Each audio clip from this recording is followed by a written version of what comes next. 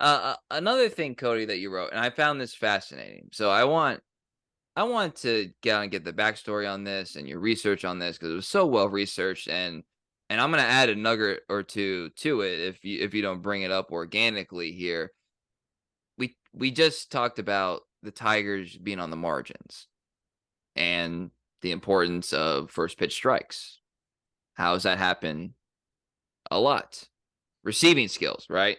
The catcher position you wrote about, and you went deep into the history of the catcher position, which was funny to kind of read about, standing 10, 20 feet or whatever behind the plate and then slowly coming up. And then a Mhm, shout out. I did not expect this. A shout out to Charlie Bennett. Uh, mhm. well, I'll talk about here in a second. I really like that you did that there.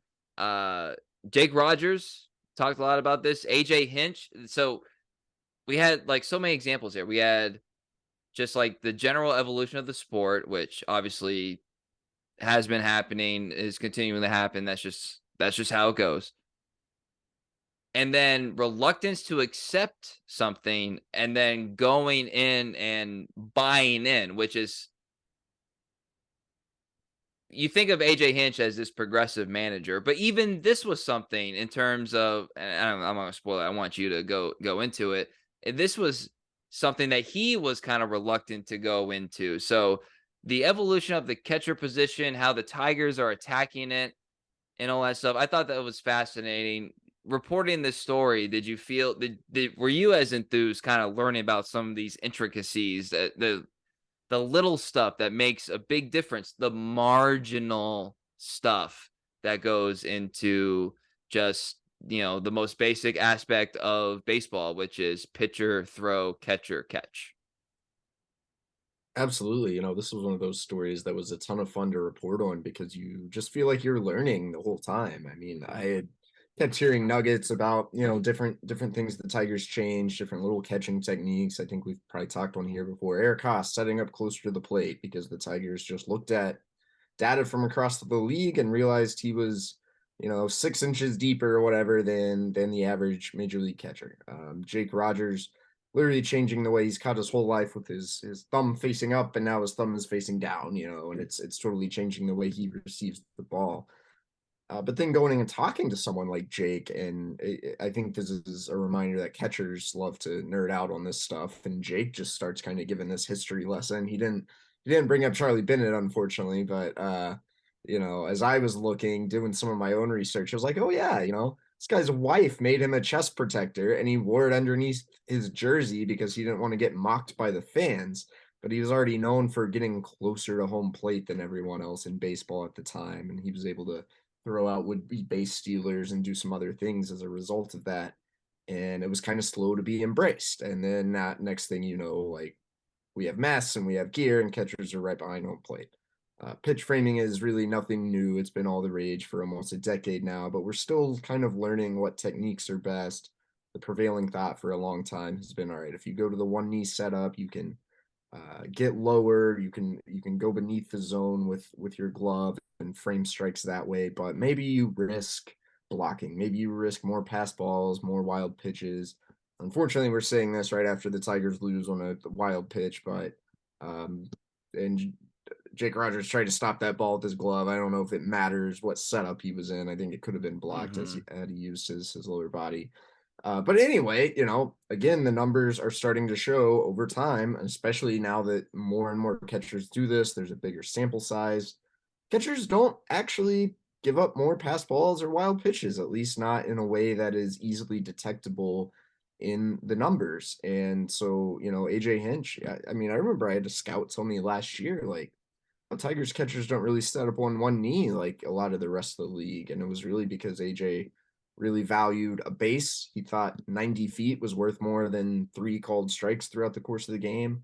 And he's big on setting a proper target, right, as a former catcher, which is an art you don't even really think about unless you are a catcher.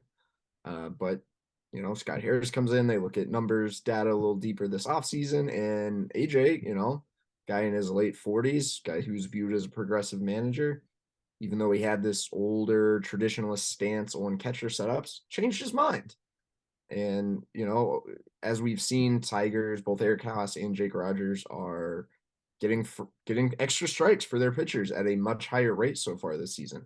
Eric Haas, who can be tough to watch defensively sometimes, it's a reminder of the things that don't always show up on the eye test. His framing rates in the 86th percentile in the league right now. He's doing a very good job. He's framing better even than Jake Rogers. And so these are some of the small things on the margins that can help you win a few more games throughout the course of the year.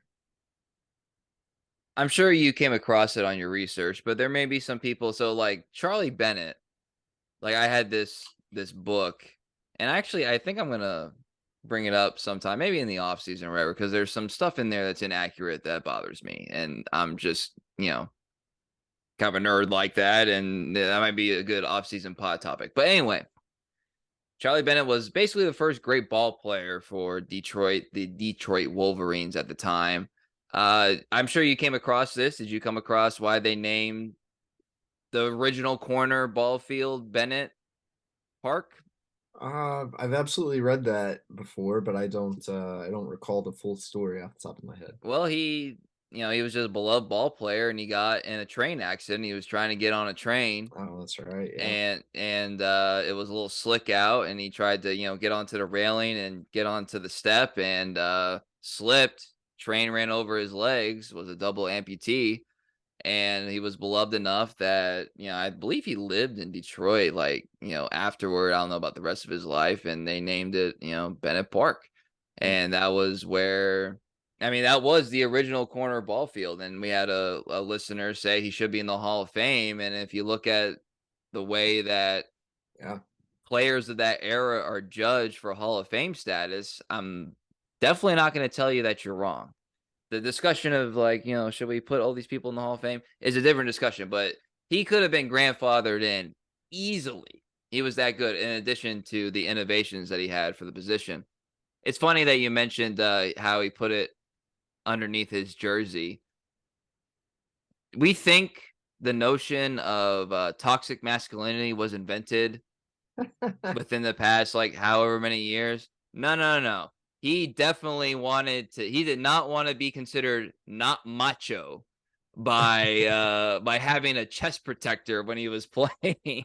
The kind way of saying he didn't want to get heckled, but no, it was a definitely a macho protection that he did by not showing his chest protector there, which is Society then would have shamed him for wearing the chest protector. I now want to shame society for not playing when it's 40 degrees and windy. Come on. We play these games. there, there you go.